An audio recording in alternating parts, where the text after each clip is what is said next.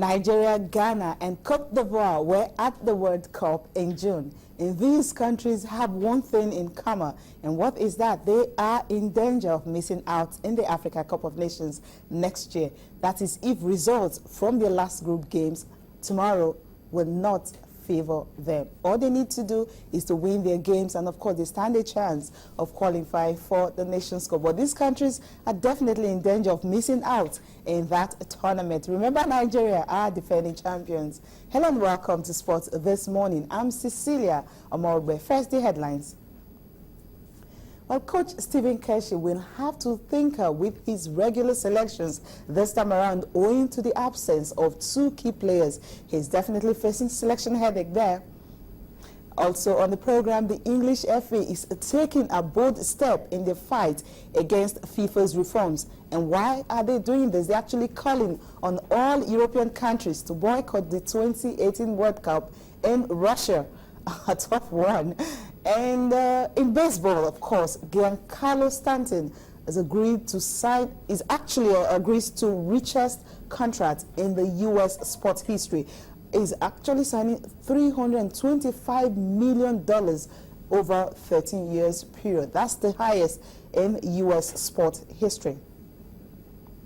Now let's take a listen to David Bernstein, former England FA chairman, who wants European countries to actually boycott the 2018 FIFA World Cup. And this is simply because he feels FIFA needs a whole lot of reforms following the fallout of what happened in Qatar and Russia, the bidding process. They were not really comfortable with it because they were also indicted in that report. Let's listen to him. The power to make a World Cup sort of irrelevant. If you did not have the European powers in it, the European countries in it, the World Cup would not be a proper competition. You know, France, Italy, Spain. I mean, it's the who's who by and large of football.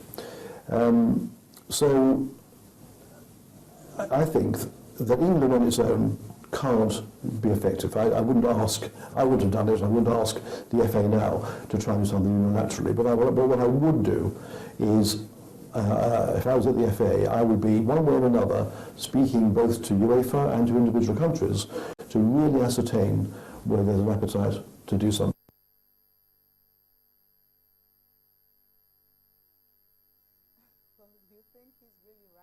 In that aspect, they actually want to lobby UEFA to see how they can, incite other countries to boycott 2018 World Cup. Should that happen, you're not going to see Germany, Spain, all other World Cup. I don't think England will definitely succeed. But you can talk to us on Twitter and, of course, on Facebook. What you think about them? You think what the English FA is doing is the right thing to do?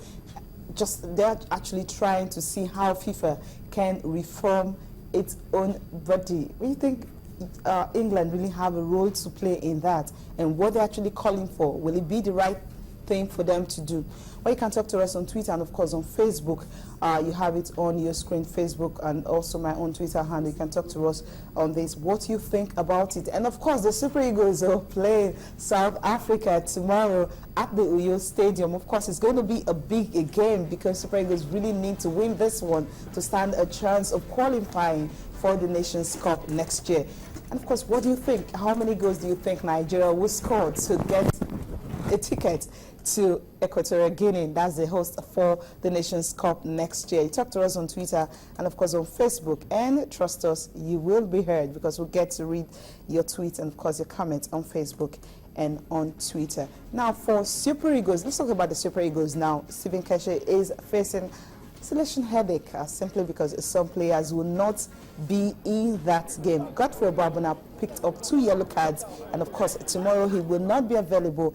And also you have a Hope Ackman who plays for Reading in England. He will also not be available. He suffered from a shoulder injury, but his parents, funny enough, actually traveled with him to Uyo. They will be watching the game tomorrow, but they will not be watching their son because they need to fly back to England to undergo injuries.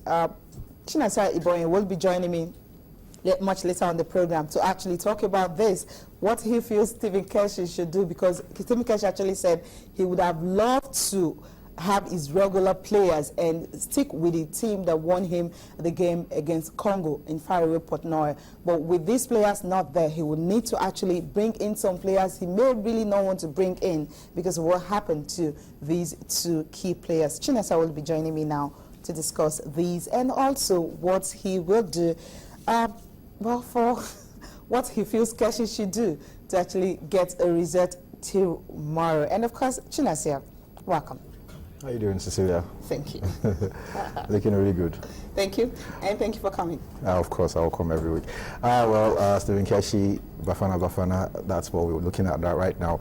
And apparently, you know, it's a win or bust situation. Although some people will tell you that if we actually get a draw in that particular game, we might still qualify, depending on what the Congolese begins to do. Nobody wants to take that risk right now. You understand? Nobody wants to take that risk. So I think with the mood in camp and everything, we should get a victory. We should get a victory in that particular game.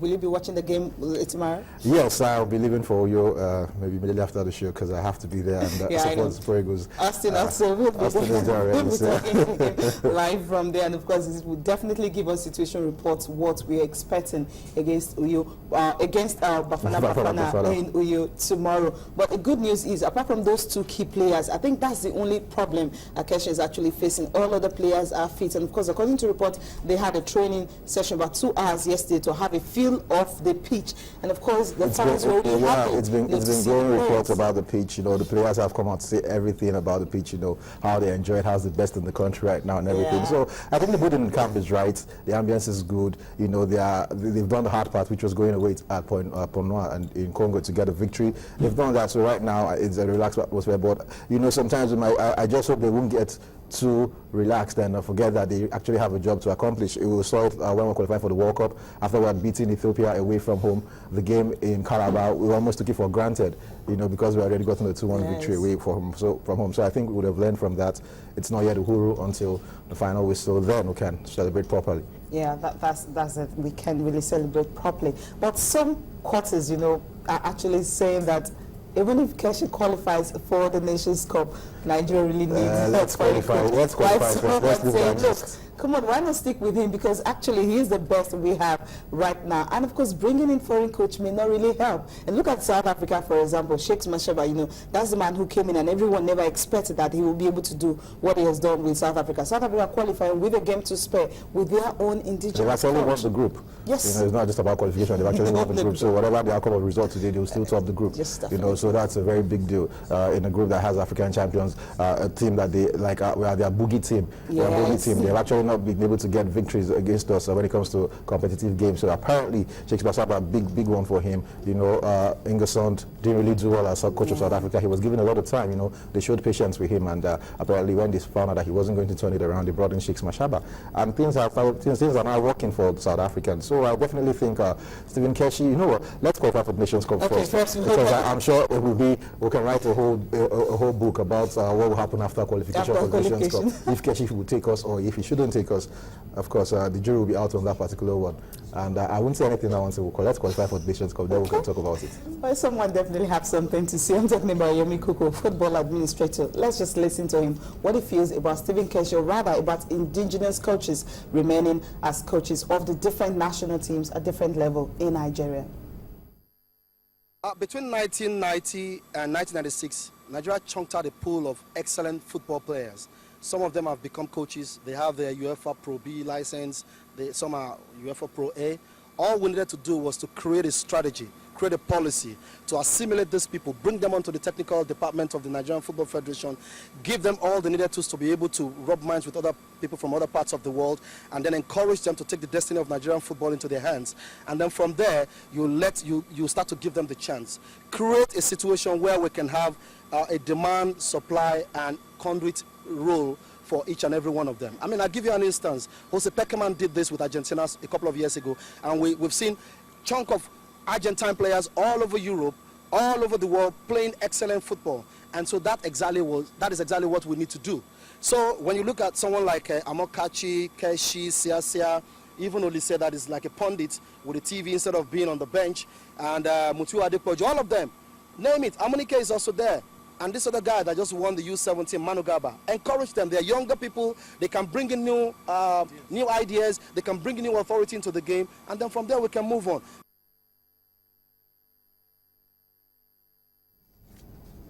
Okay, well, Yemiko, I believe you heard what he said about indigenous coaches. I think we should just allow, our own to actually take care of our own, because that will help us in the long run. And look at England sticking with Roy Hodgson after Fabio Capello did not really do so well for them. They're sticking with Roy Hodgson despite the fact that they did not really perform so well at the World Cup. I think when you have your own coach, it helps a lot because he gets to understand the local players and bring them in. And from what Keshi has done so far, is him actually bringing in players that you've never heard of. And if you look at where is he coming from China, fine. But when they come, somehow they can impact. They can impact. Aaron Samuel is an example. We won't knock Keshi on that one because a whole lot of discoveries, from his time as national team coach.